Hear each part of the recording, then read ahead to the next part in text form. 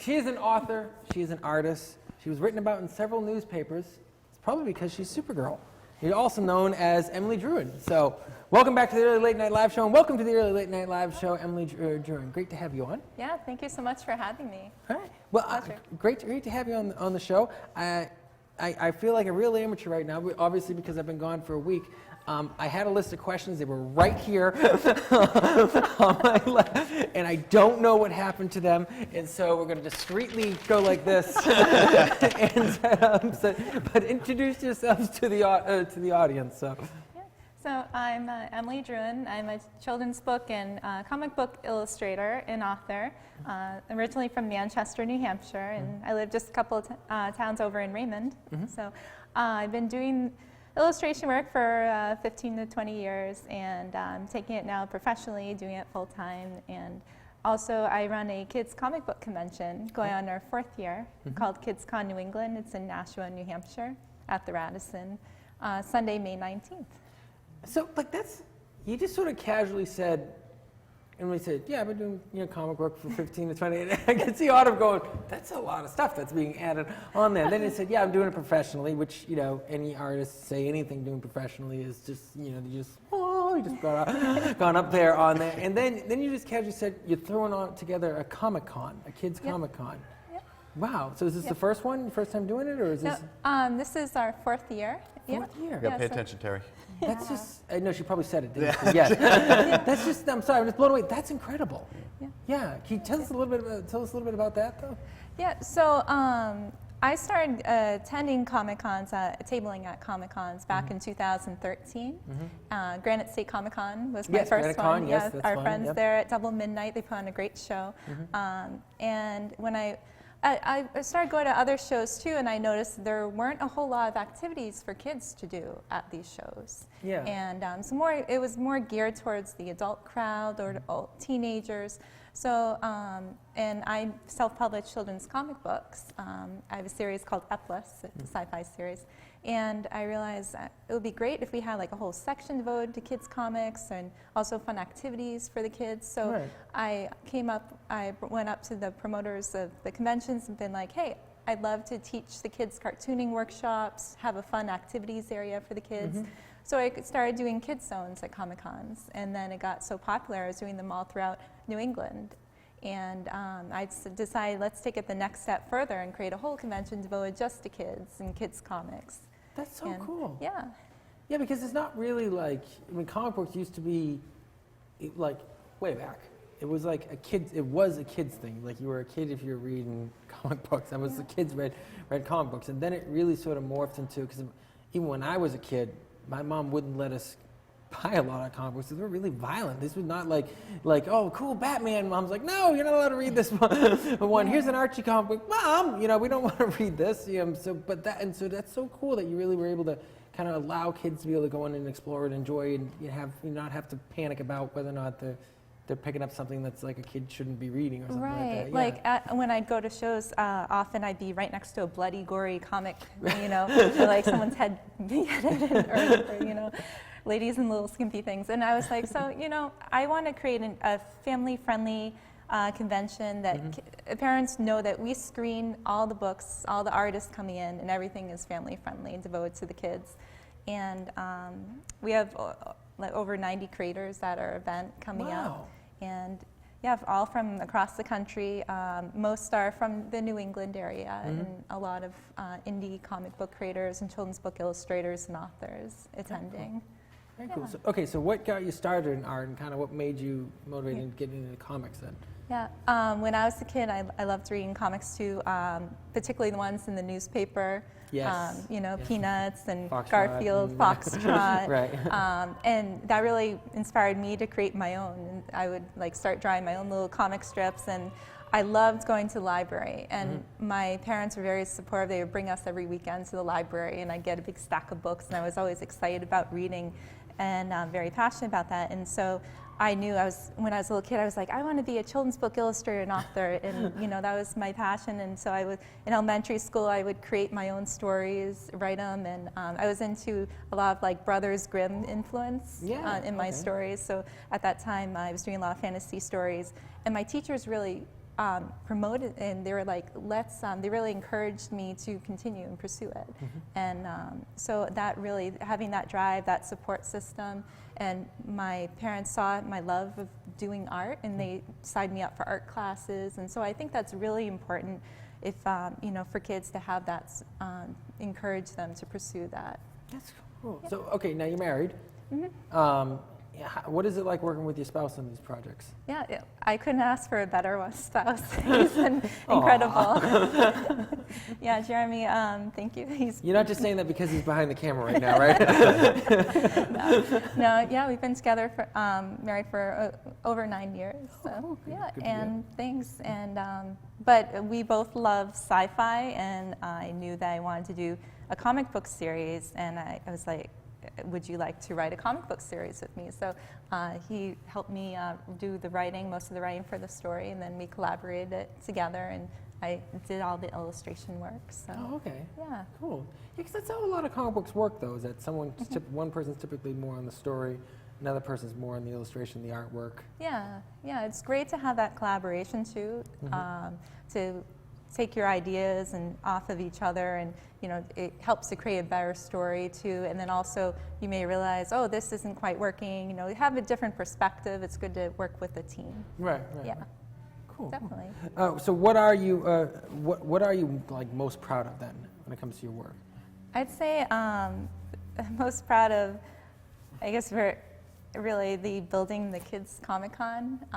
It was the first one in New England, so that's a big accomplishment too, but also just bringing a community together, and it's creating this incredible thing, and I'm just so happy for the support system that I've had in the comic artist community, and then the just inspiring the next generation of children to become artists and create their own books and tell stories. Yeah, can we get a poster right here? Let's get a good beautiful close-up. We can of do the that. poster. I don't know if it's if the camera's set up, but you'll be happy my face is not showing. This is a good shot. We'll cover Mitch's face. Yeah, I illustrated the poster too.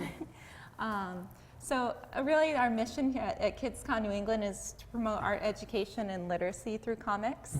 And we have over a dozen creative workshops, and kids can meet all sorts of illustrators and authors and ask them questions. We even have kids and teens portfolio reviews, and we encourage them to bring their sketchbooks, participate in all the creative workshops, learn to create comics, and also get critiques and bring in your own creations. That's so cool. Well, that's a very cool thing, right? Because I'm not a big comic book guy. Neither am I. Yeah, right, I never really read them. Okay, but like typically you don't really go to convention looking to get like, hey, how can I, can you give me some advice, or can you help me with this or that? Because a lot of times the artist is sort of like, well, I'm here to sign my own thing, and you can kind of go away. So that's really cool that it's really like about building the next generation of artists. So yeah, we want kids not to be shy, to come right up to the tables, talk with the artists, talk with the authors, and really participate in all the workshops. We have workshops for all ages and levels. We start from basic drawing facial expressions, and learning how to draw figures, and then how to create a comic, and how to create and write engaging stories. And so there's just and also fun craft activities for the younger kids that like build a cow mask and things like that, and who really want to get in the glue and gritty and sparkles. Did you say a what mask? So we have a children's book illustrator and author. She created the Mrs. Moo Moo book series. So she has Mrs. Moo Moo cow mask, and she'll be doing that workshop. But we also have tons of other activities, and as well as for the kids that don't want to do the workshop stuff, we have Jedi Training. And we have the Now, Autumn 501st. doesn't know what Okay, that how is old 'cause do she you have falls to be to asleep. get into this thing? Actually, it's a, I'm gonna yeah, go borrow some kids. parents can come in and Jedi too. Yeah. That's the So- advantage of having like nieces and nephews. It's like you can go to kids things like, oh, cool, I actually want to see Despicable Me. So I will, I will drag my nephew along to see this. But if you don't know what Jedi Training is, Autumn, know because you the fell theme. asleep during Star Wars, Though, if you noticed, though, Autumn has gotten very close with the love Wookiee him. right there. Yes. Yeah. Yeah, we're going to have a bunch of Star Wars groups, cosplayers there too from the 501st Garrison, and as well as tons of superheroes. All the kids' favorite superheroes will be there. They can meet, and princesses and pirates, Aw. and Power Rangers too. So, okay, what is the most challenging, most rewarding things that you've done, would you say? Yeah. Most challenging is definitely running convention. Doing this pretty much on my own. My husband's helped me just for a little bit, but pretty much doing a one-woman show. So that's the biggest challenge, is organizing this whole thing and gathering all the people together in activities. And I'm really excited and proud of what it's become. And also, it's certainly a great accomplishment self-publishing too. Yeah. Now, where do you, if you don't mind me asking, because Yeah. that's like, I obviously self-publishing books. A lot of people do it through Yeah. Amazon now. How do you self-publish a comic book? Yeah, I use the local company here, Hippo. You may be familiar with those Like the papers. Hippo Press? The Hippo Yeah. Press, yeah.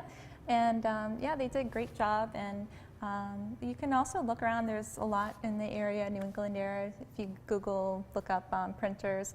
Or a lot of times people go overseas too. You can kind of compare the cost there. But you can even do online printing, publishing, so you don't need to pay all that cost of printing. But I still feel, even though a lot of kids have tablets and stuff, that people still love the books, the tangible aspect of it. Yeah. Well, Autumn, you have 3 kids, right? I have 3 children, yeah. You have 3 children. Yeah, and the ages, what are the age range at this point? My oldest is 17, and Yeah. then my daughter is 15, and then Josiah is 11. Okay, so they're still fairly young. Yes. Right. So are they zoned in? One of them's sitting behind the camera right now, so you're gonna have to talk crap about him at this point in time. But are they zoned in, completely lost in technology, or do they to me, it was like, even though I never read books as a kid because I didn't have the attention span, it was still cool to have one and act like I was smart. That's what I did, But that tangible, having something to actually work with and use and stuff like that. Is that still a thing now, or is it? Absolutely. I think that part of that comes from role modeling too, but I always have a book, and it's the tangible that I enjoy more than anything. But interesting with the comics that my boys, graphic novels is where they go. Even Aiden, who's 17 now, he still enjoys. I remember when he was 12, he stopped reading for a while, 11 or 12. Right. The only thing we could get him to read was the Walking Dead composiums. I think that's what they were called, right? Compendiums, composiums, I don't know. But this big, huge, thick thing, and he read it in 2 That's days. awesome. Because it was a graphic novel, you know? Yeah. I didn't know that there were enough graphic novels for younger readers. Yeah, there are a lot more coming out now, like Zeta the Space Girl, Cleopatra in Space. There's so many, and if you check out your local comic book shops, and you can really see they have whole sections now. There didn't used to be, 10 years ago, nearly as many as there are out now. And for kids that just get too bored from those wordy books, definitely the graphic novels are much more stimulating, and comics are a great way to get kids excited about reading again. Well, hey, I'm sorry, we're actually running out of time right now, but it was really great having you on the show. We're going to drop Yeah, all the thank you so information much. for the Kids Con and all information for people to contact you and check out your stuff. We're going to drop it in the Facebook group, and we're going to be dropping it on our Facebook page. And Great. I hope you had fun coming on the show. Thank you so much for Uh, having have me. you. And good Yeah, thank you. and good luck with the Kids Con. It's really cool that you're doing that. It's a really cool thing to be. I have a bunch of nieces and nephews. That's cool to have something that's really for kids, especially something as comic books. So, Yeah, definitely. all right, but great having you on the show. And Emily Druin, you guys can check out all of her stuff. We're going to be dropping it all on the Facebook page, so you guys can check it out. It's really cool stuff.